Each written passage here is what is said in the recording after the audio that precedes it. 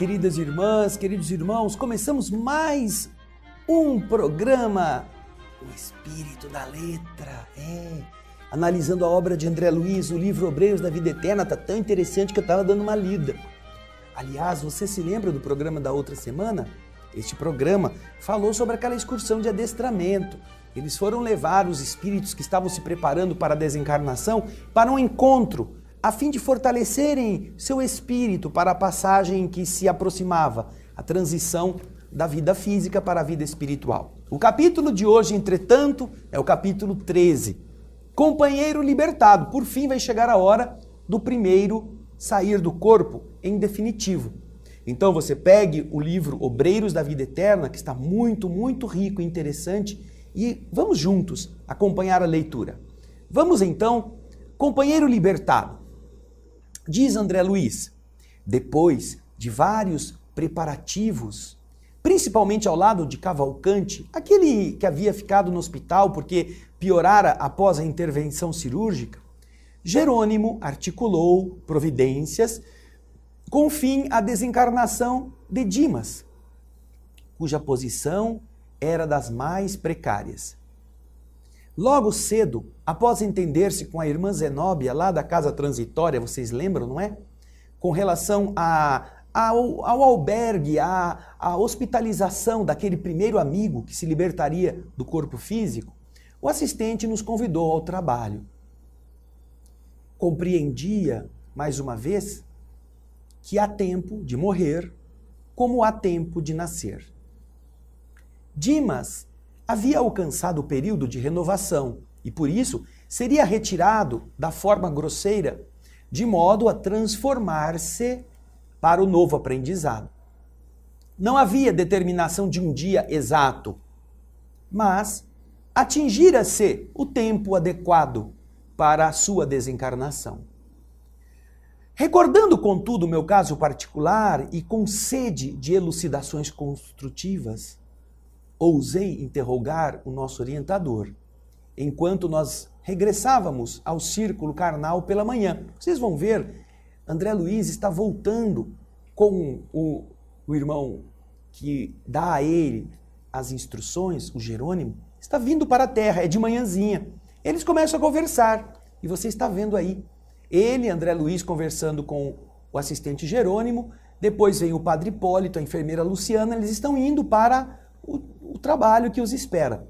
Então André chegou ao assistente e disse: prezado assistente, desculpe-me o desejo de saber particularidades desse serviço, porém, você poderia me informar se Dimas vai desencarnar na ocasião adequada? Ou seja, ele viveu toda a cota de tempo suscetível de ser aproveitada por seu espírito na crosta da terra?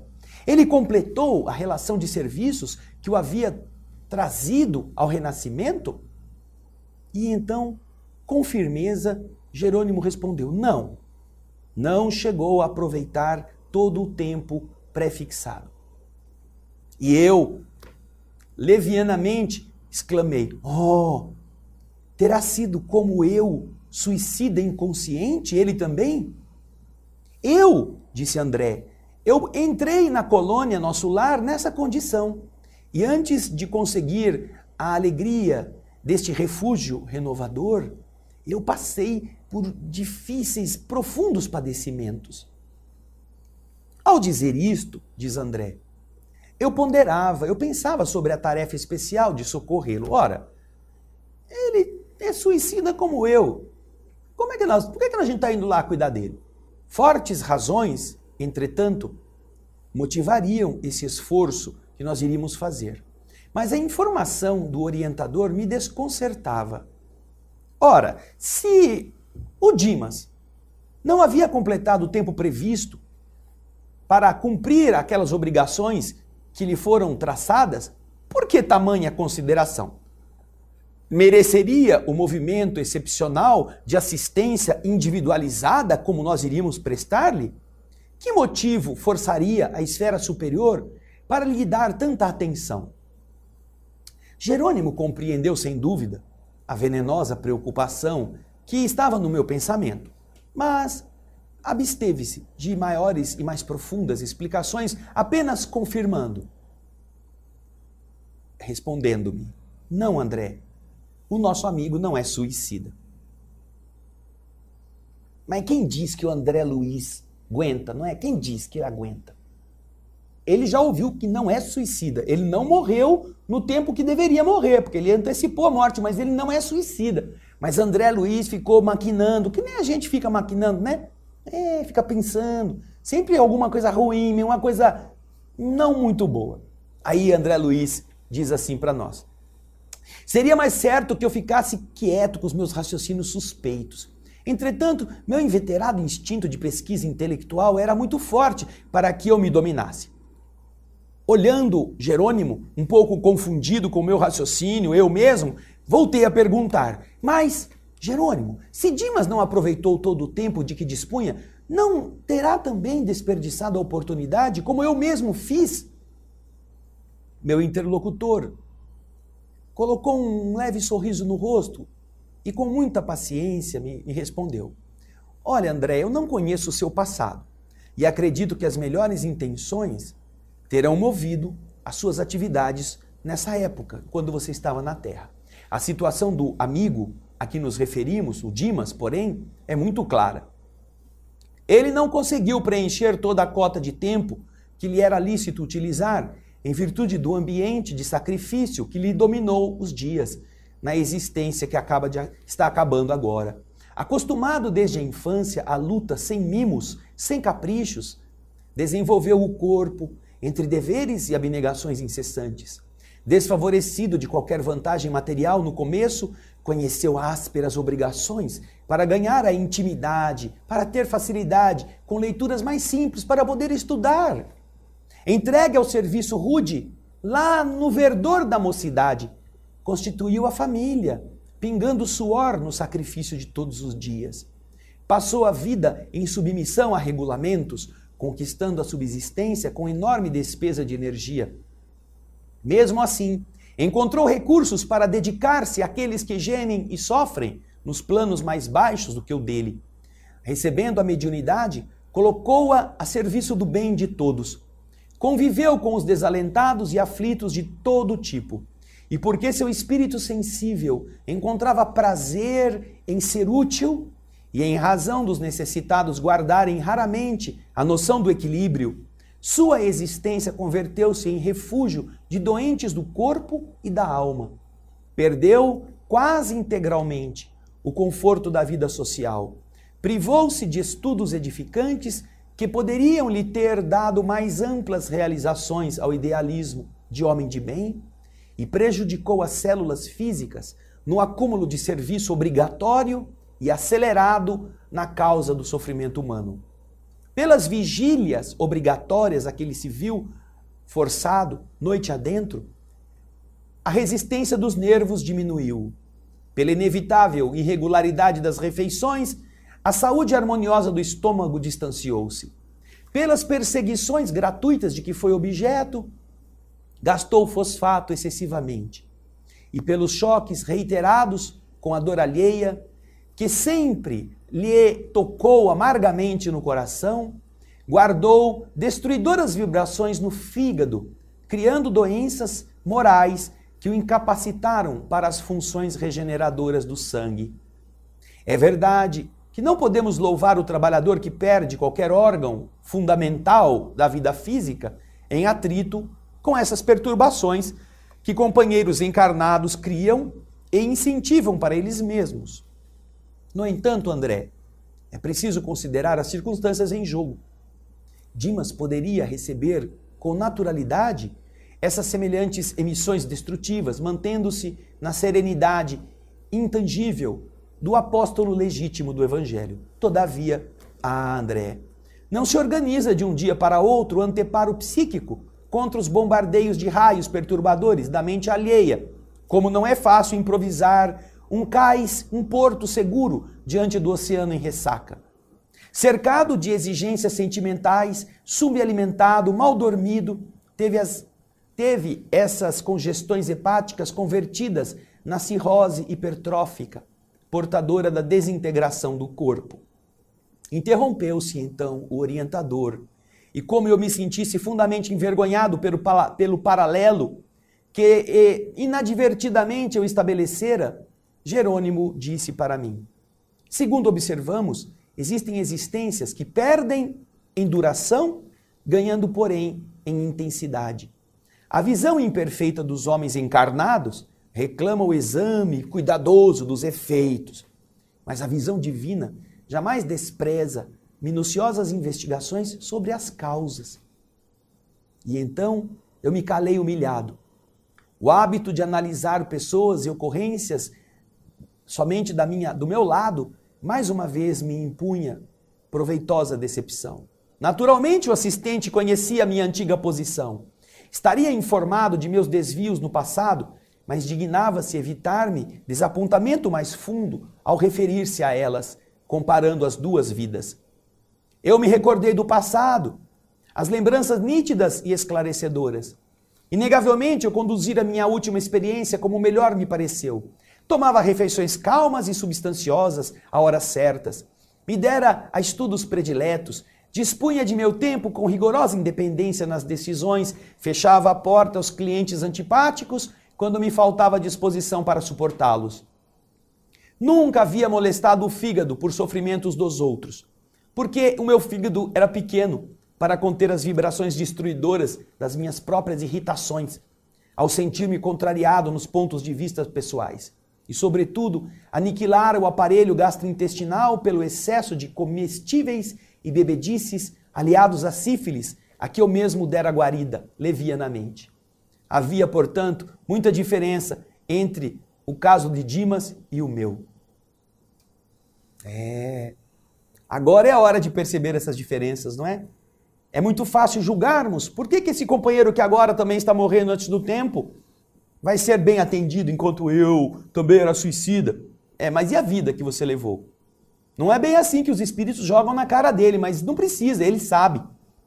Então, será que nós também não poderemos fazer um juízo a respeito de nossa conduta? Se nós que estamos na Terra estamos tendo uma vida menos pesada, será que não será bom colocar a barbinha de molho e trabalhar bastante? Vamos ver no próximo bloco como é que continua essa história. Não demoramos para voltar, hein? Eu espero você. Até já.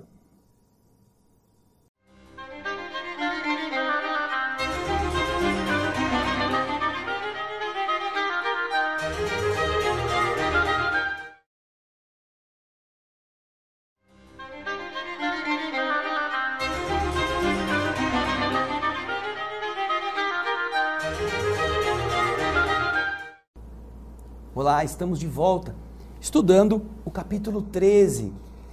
O capítulo que vai falar sobre o companheiro libertado, aquele que vai ser o primeiro, Dimas, a voltar para o lado de lá. André Luiz está se dando conta de que, apesar de Dimas ter vivido menos tempo do que ele poderia, ele desgastou o seu corpo por dedicar-se aos outros. E André fica envergonhado, porque ele pensa que só porque Dimas morreu mais cedo, como ele próprio havia morrido, ele seria apenado pela responsabilidade da autodestruição, como o próprio André fora. Mas ele percebeu que o dedicado servidor, como ele fala, havia empregado as possibilidades que o céu lhe havia dado a beneficiar os outros, enquanto que ele, André Luiz,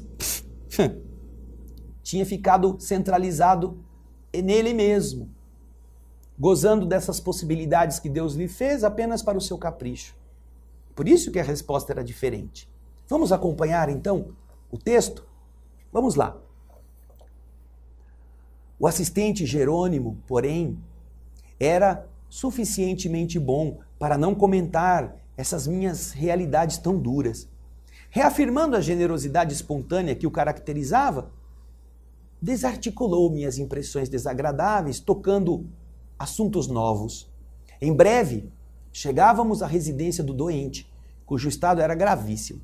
Alguns amigos desencarnados velavam atentos.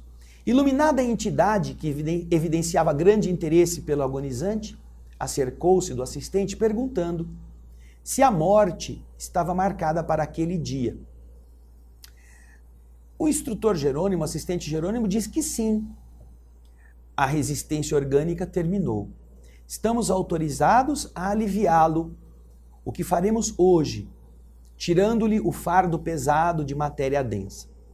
Então, esta entidade iluminada consultou Jerônimo sobre a oportunidade de reunir ali alguns beneficiados da missão cumprida pelo moribundo. Alguns espíritos que tinham se beneficiado e que desejavam lhe testemunhar carinhoso apreço nesse último dia. Vocês estão vendo na imagem que esta entidade está tentando falar com o instrutor para que pudessem aqueles que gostavam dele ser aceitos nesta oportunidade. E então o instrutor Jerônimo diz: olha, minha amiga, você compreende as dificuldades próprias do assunto, disse Jerônimo com gentileza. Se Dimas estivesse plenamente senhor das emoções, não surgiria inconveniente algum em trazer os amigos. Entretanto, ele permanece agora sob agitações psíquicas muito fortes. Conhece o fim que está próximo do seu aparelho físico, mas não pode fugir de imediato às algemas domésticas. Ele está preocupado com o futuro dos seus filhos, sua família, e por isso ele se conserva em total descontrole dos nervos e abraça-se nas emissões de inquietude da esposa e dos filhos. Acho que é inoportuna essa visita compacta no decorrer das atividades da desencarnação, mesmo em se tratando dos melhores amigos do doente, para que não se lhe agrave o descontrole mental. Dimas poderá, não obstante, ser amparado por estes afetos daqueles que têm afeição carinhosa, logo que se desfaça do corpo grosseiro. Além disso, sugiro que manifestação de carinho merecida e justa lhe seja por quantos o estimam no dia em que nos deslocarmos da casa transitória de Fabiano para as regiões mais altas. Nesse dia ele vai estar melhor. Nosso irmão e cooperador descansará ali, sob atencioso cuidado, junto de outros amigos em condições iguais às dele. Não faltaremos com o aviso prévio sobre sua partida, para que se congreguem conosco os seus afeiçoados na prece de reconhecimento que elevaremos ao Todo-Poderoso. A consulente manifestou sincera satisfação e disse: muito bem lembrado, esperaremos a comunicação no instante oportuno. Logo após, despediu-se, afastando-se ao lado de outros visitantes de nossa esfera que nos deixavam agora o campo livre para nossa necessária atuação. O momento era, sem dúvida, muito melindroso. A esposa do médium, ao pé dele, não obstante prolongadas vigílias e sacrifícios estafantes, que se demonstravam pela sua expressão fisionômica, mantinha-se firme ao seu lado, com os olhos vermelhos de chorar, emitindo forças de retenção amorosa, que prendiam o moribundo em vasto emaranhado de fios cinzentos, dando-nos a impressão de um peixe encarcerado em rede caprichosa. Jerônimo apontou a bondoso e explicou: nossa pobre amiga é o primeiro empecilho que devemos remover. Improvisemos temporária melhora para o agonizante, a fim de sossegar-lhe a mente aflita. Somente depois de semelhante medida é que nós conseguiremos retirá-lo sem maior impedimento. Essas correntes de força exteriorizadas por ela dão uma vida aparente aos centros de energia vital do próprio marido, que já estão em adiantado processo de desintegração. Então, o assistente recomendou que Luciana e o padre Hipólito se mantivessem ao lado da senhora, modificando através da intuição as vibrações mentais e instruindo-me para ajudar-lhe a influenciação como se fazia necessário. Enquanto mantinha as mãos coladas ao cérebro de Dimas, propiciando a ele a renovação das forças gerais, Jerônimo aplicava nele passes longitudinais, de cima embaixo, desfazendo os fios magnéticos que lhe cruzavam sobre o corpo abatido vindos da esposa. Reparei que o moribundo se encontrava já em dolorosas condições. Vocês estão vendo a imagem aí? Daqueles que estão ajudando o enfermo. Plenamente desorganizado, o fígado começava definitivamente a paralisar suas funções.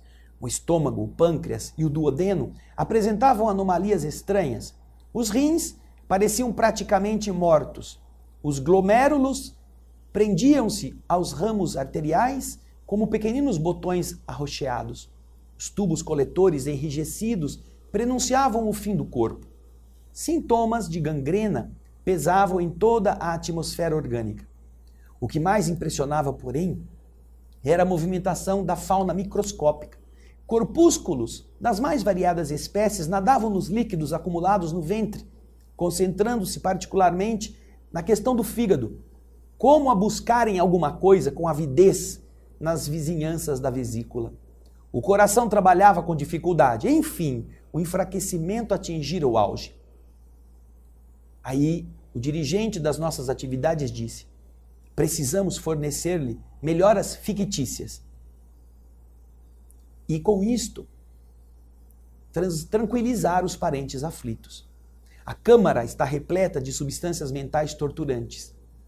O assistente, então, começou a exercer intensivamente sua influência.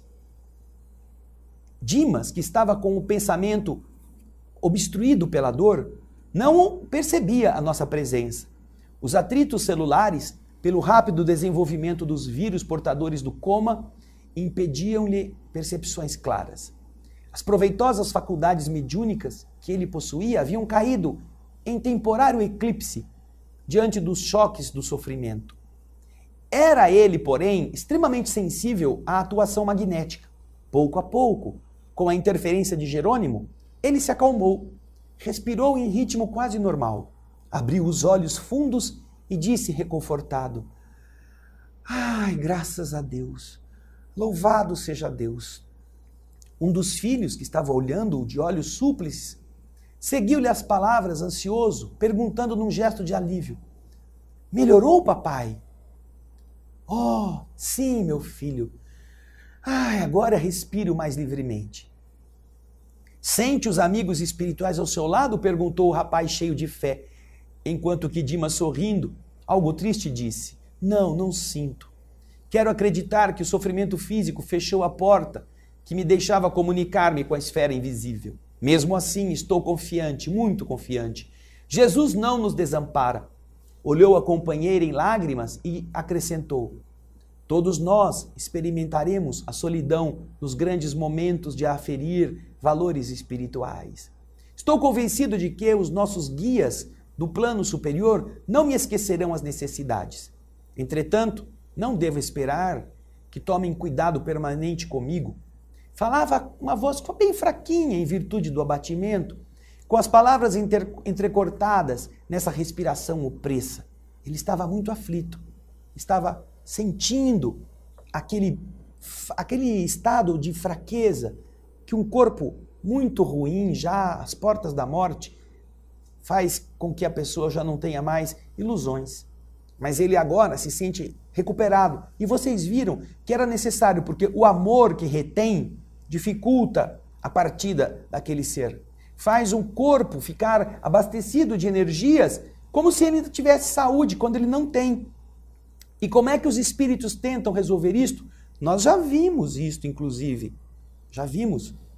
Lá no livro Os Mensageiros, que a técnica mais comum é de melhorar um pouco o enfermo para aliviar as tensões dos que estão junto.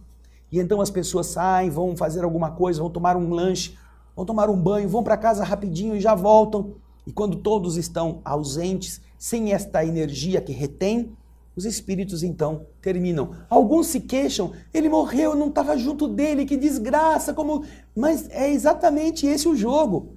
Às vezes você estava piorando o estado da pessoa. Era preciso, de alguma forma, afastar você da presença, ou afastar aquele ente querido que estava retendo, que estava doando energias para que o corpo, que já não tinha mais condições de viver, continuasse abastecido de energias. Então, você vê como os espíritos são delicados, eles são amigos, eles tentam fazer da melhor forma. E é isso que nós vamos continuar a ver a partir de agora. Ai, graças a Deus, eu estou respirando melhor. Puxa vida. Então, agora vamos dar um jeitinho de deixar a mulher tomar um banho, o filho vai levá-lo, daqui a pouco vocês voltam aí. Quem sabe o médico dá alta, não é? Vamos ver que a alta que ele vai receber é do médico de Deus. O médico divino vai dar alta para ele do corpo. Mas isso é no próximo bloco. Eu espero você daqui a pouquinho.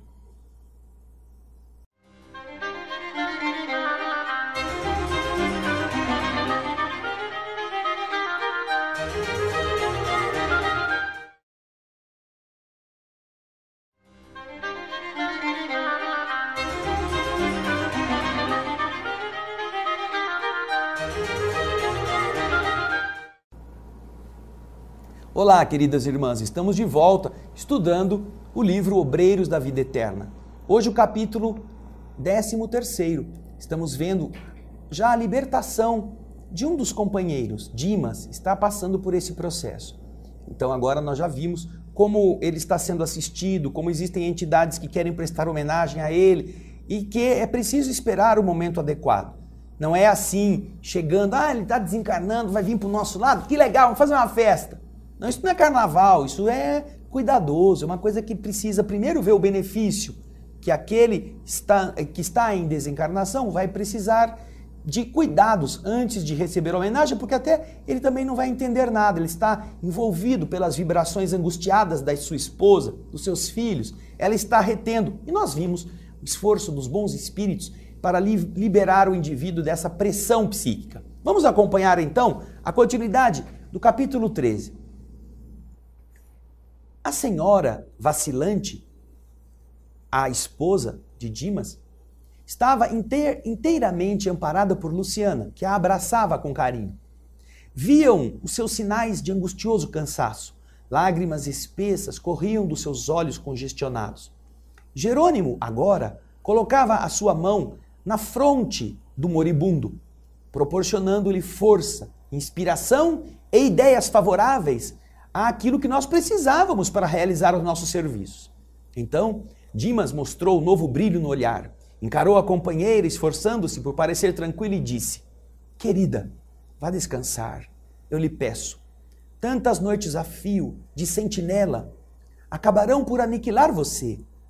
Que será de mim, doente e exausto, se o desânimo surpreender-nos a todos? E depois de um intervalo mais longo, disse: a meu pedido, querida, repouse. Ficaria tão satisfeito se a visse mais forte. Não se retarde. Eu me sinto muito melhor e sei que o dia será de calma e reconforto.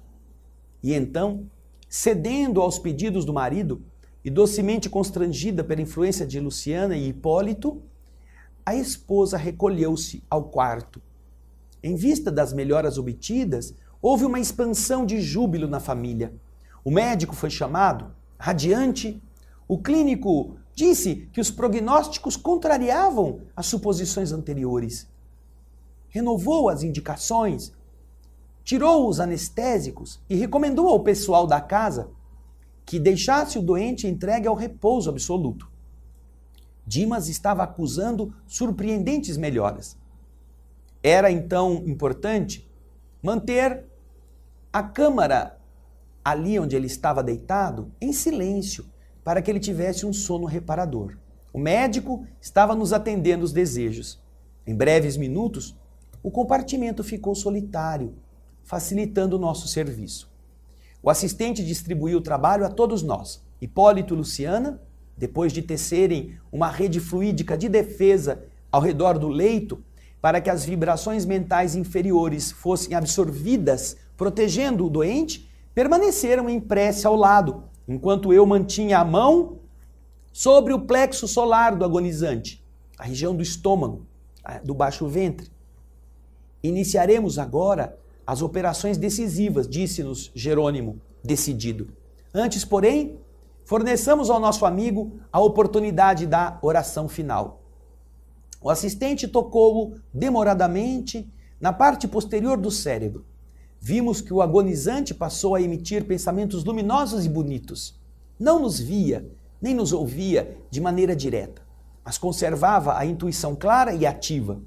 Sob o controle de Jerônimo, experimentou imperiosa necessidade de rezar.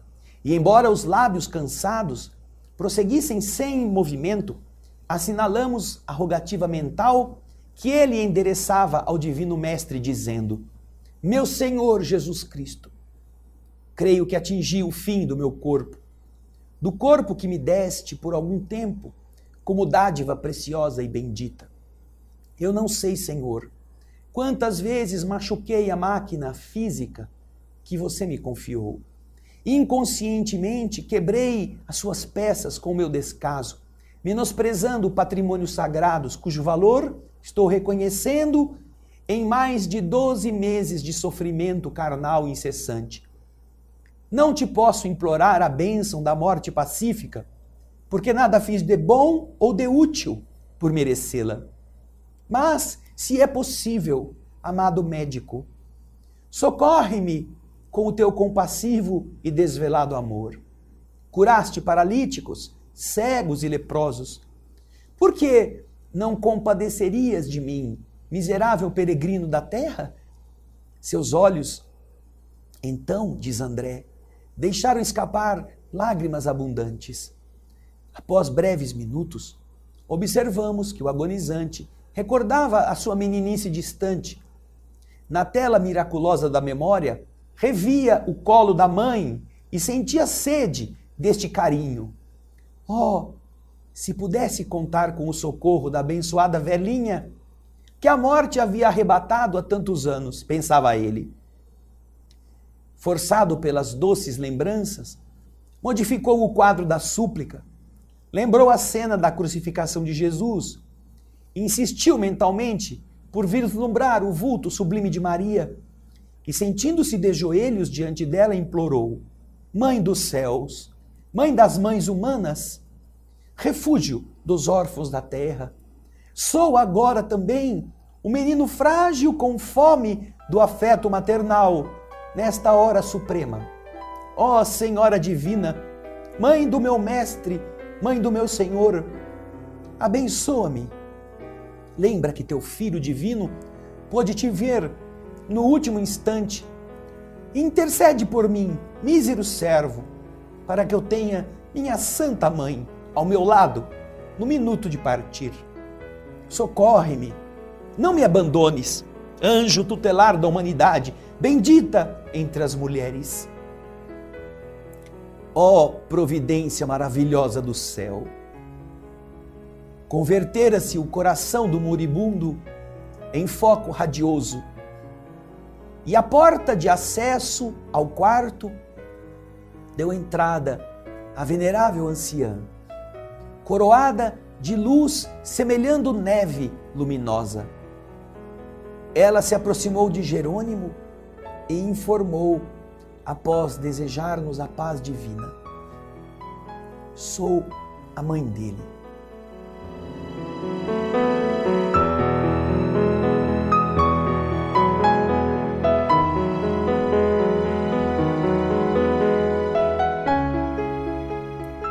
O assistente comentou a urgência da tarefa que nos aguardava e confiou-lhe o depósito querido.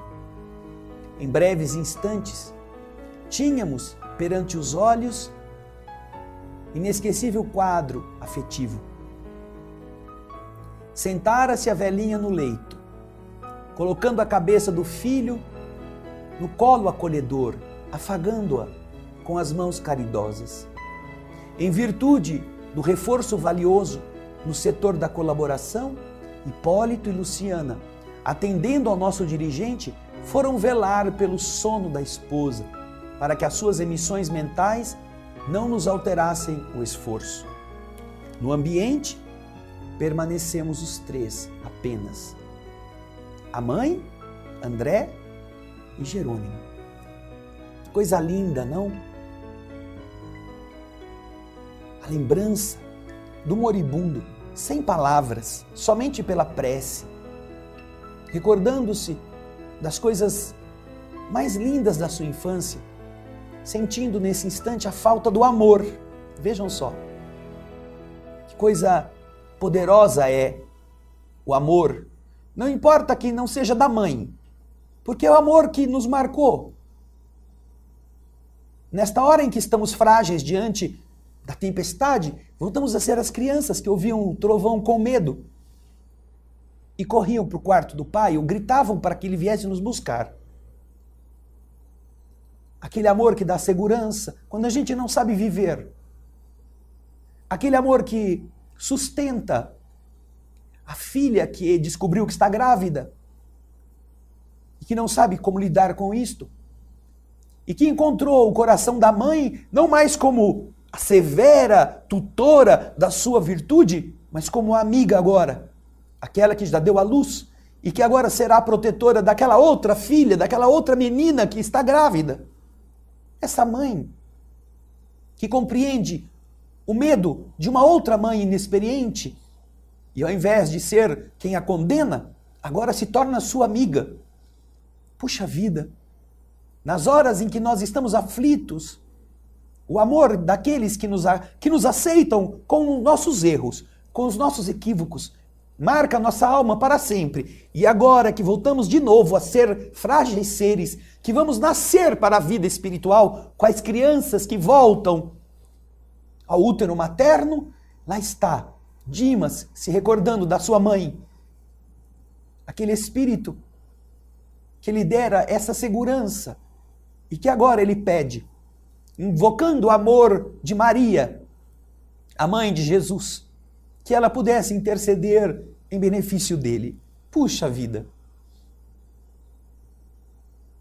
E eis que divina transferência de forças, de afetos.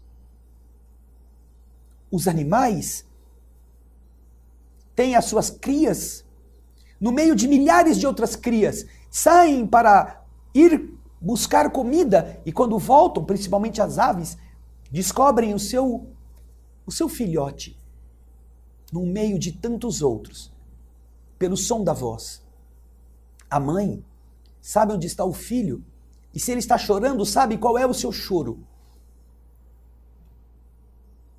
Porque escuta e sabe que aquele choro é do seu filho.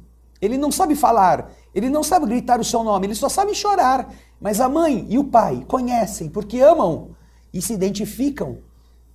E agora, Dimas está orando. A linguagem dos espíritos. Amor na direção daquela que pode ser o seu porto seguro no momento da viagem. E eis que em resposta ela aparece. E agora vai ajudar, dando-lhe o apoio psíquico para que ele se sinta seguro, já que vai ter que deixar os entes que ama na terra. Lindo, lindo exemplo. Não mais pássaros, não mais pinguins, leões marinhos. Não, seres humanos que se querem. E no próximo bloco, nós vamos ver como termina este momento da separação. Como a mãe é este porto que o acolhe. Daqui a pouquinho nós voltamos.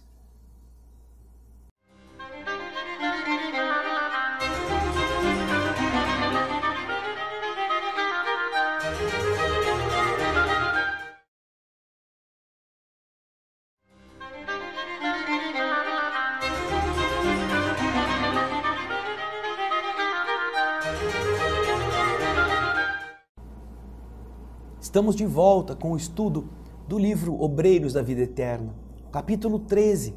Estamos vendo a volta do companheiro. Dimas está desencarnando. E já vimos a operação inicial, afastando os parentes, propiciando a ele condições de orar. Esta oração que ele faz do fundo da sua alma, que torna o seu coração um diamante luminoso, que atrai o outro coração que o ama com toda a ternura, a sua mãezinha na terra, a última que ele teve. E agora vamos ver como termina o capítulo. Acompanhem conosco. Dimas, diz André, experimentando indefinível bem-estar no colo da mãe, parecia esquecer agora todas as mágoas, sentindo-se amparado como uma criança semi-inconsciente, quase feliz. Jerônimo, então, ordenou que eu me conservasse vigilante, de mãos coladas à fronte do doente, passando ele, logo após, ao serviço complexo e silencioso de magnetização. Em primeiro lugar, insensibilizou inteiramente o nervo vago no abdômen, para facilitar o desligamento das vísceras. A seguir, utilizando passes longitudinais, isolou todo o sistema nervoso simpático, neutralizando mais tarde as fibras inibidoras do cérebro. Descansando alguns segundos, afirmou ele: não convém que Dimas fale agora aos parentes. Formularia, talvez, solicitações descabidas. Ele já não controla tanto o cérebro. Indicou o desencarnante e comentou sorrindo: em outro tempo, André, os antigos acreditavam que entidades mitológicas cortavam os fios da vida humana. Nós somos as autênticas parcas efetuando semelhante operação. E porque eu indagasse tímido por onde iríamos começar, ele me explicou: segundo você sabe, há 3 regiões orgânicas fundamentais que exigem extremo cuidado nos serviços de liberação da alma em relação ao corpo. O centro vegetativo, ligado ao ventre, como sede das manifestações fisiológicas. O centro emocional, que é a zona dos sentimentos e desejos, sediado no tórax. E o centro mental, mais importante por excelência, situado no cérebro. A minha curiosidade intelectual era enorme, mas como eu percebi que a hora não era propícia para longos esclarecimentos, eu parei com as perguntas. Mas Jerônimo, muito gentil como sempre, percebeu o meu desejo de pesquisar e disse: noutra oportunidade, André, você estudará o problema transcendente das várias zonas vitais da individualidade. Aconselhando-me cautela na ministração de energias magnéticas à mente do moribundo, ele começou a trabalhar sobre o plexo solar, desatando laços que localizavam forças físicas naquela região. Com espanto, notei que certa porção de substância leitosa saía do umbigo, pairando em torno. Esticaram-se os membros inferiores, com sintomas de esfriamento. Dimas gemeu em voz alta, semi-inconsciente. Os amigos que estavam na sala ao lado correram assustados. Sacos de água quente foram colocados nos seus pés. Mas antes que os familiares entrassem em cena, Jerônimo, com passes concentrados sobre o tórax, relaxou os elos que mantinham a coesão celular no centro emotivo, operando sobre determinado ponto do coração, que passou a funcionar como uma bomba mecânica desregulada. Nova cota de substância desprendia-se do corpo, do epigastro até a garganta.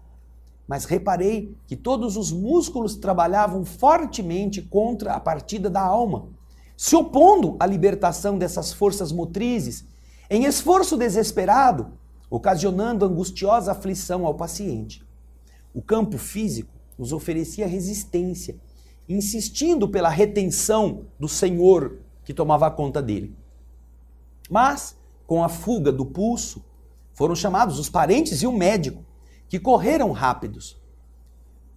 No colo da mãe, todavia, e sob nossa influenciação direta, Dimas não conseguiu articular palavras ou realizar raciocínios. Entrara em coma, em boas condições. O assistente estabeleceu reduzido tempo de descanso, mas voltou a intervir no cérebro. Era a última etapa. Concentrando todo o seu potencial de energia na fossa romboidal, Jerônimo quebrou alguma coisa que não pude perceber com minúcias, e uma brilhante chama violeta dourada desligou-se da região craniana, absorvendo instantaneamente aquela vasta porção de substância leitosa que já havia sido exteriorizada, que estava flutuando sobre ele. Eu quis olhar aquela luz brilhante, mas confesso que era difícil fixá-la com rigor. Em breves instantes, porém, notei que as forças em exame eram dotadas de movimento que plasticizavam, que tomavam forma. Aquela chama mencionada transformou-se em maravilhosa cabeça, em tudo idêntica à do nosso amigo em desencarnação, constituindo-se, após ela, todo o corpo perispiritual de Dimas, membro a membro, traço a traço. E à medida que o novo organismo ressurgia ao nosso olhar, aquela luz violeta dourada, fulgurante no cérebro, ia empalidecendo gradualmente até desaparecer de todo, como se representasse o conjunto dos princípios superiores da personalidade, momentaneamente recolhidos a um único ponto, espalhando-se em seguida através de todos os pontos do organismo perispiritual, assegurando desse modo a coesão dos diferentes átomos das novas dimensões vibratórias. Dimas desencarnado elevou-se alguns palmos acima do Dimas cadáver, apenas ligado ao corpo através de leve cordão prateado, semelhante a sutil elástico entre o cérebro de matéria densa, abandonado, e o cérebro de matéria rarefeita do organismo liberto. A mãe abandonou o corpo grosseiro rapidamente e recolheu a nova forma, envolvendo-a em túnica de tecido muito branco que ela trazia consigo. Para os nossos amigos encarnados, Dimas morrera inteiramente. Para nós outros, porém, a operação ainda era incompleta. O assistente deliberou que o cordão fluídico deveria permanecer até o dia imediato, considerando as necessidades do morto, ainda imperfeitamente preparado para desenlace mais rápido. E enquanto o médico fornecia explicações técnicas aos parentes em pranto, Jerônimo convidou-nos à saída, porém, deixando o recém-desencarnado aos cuidados daquela que havia sido desvelada mãezinha no mundo físico. E aí você vai ver a imagem que mostra esta cena. Disse Jerônimo: minha irmã, pode conservar o filho à vontade até amanhã, quando cortaremos o fio derradeiro que o liga aos despojos antes de conduzi-lo ao abrigo conveniente. Por enquanto, repousará ele na contemplação do passado, que está na sua visão panorâmica no campo interior. Além disso, ele está muito débil após o laborioso esforço do momento. Por essa razão, somente poderá partir em nossa companhia terminado o enterramento dos seus envoltórios pesados, aos quais ele se une ainda pelos últimos resíduos. A anciã agradeceu com emoção e, dando a entender que lhe respondia às arguições mentais, o assistente concluiu: é preciso montar guarda aqui vigilante, para que os amigos apaixonados e os inimigos gratuitos não lhe perturbem o repouso forçado de algumas horas. A mãe de Dimas revelou-se muito grata e partimos em grupo a caminho da fundação de Fabiano, de onde nossa expedição socorrista regressaria à crosta no dia seguinte. Tinha mais gente para desencarnar ou tinha que terminar o trabalho do Dimas, não é? Então, vejam quanta coisa linda, quanto ensinamento nós temos nesta obra.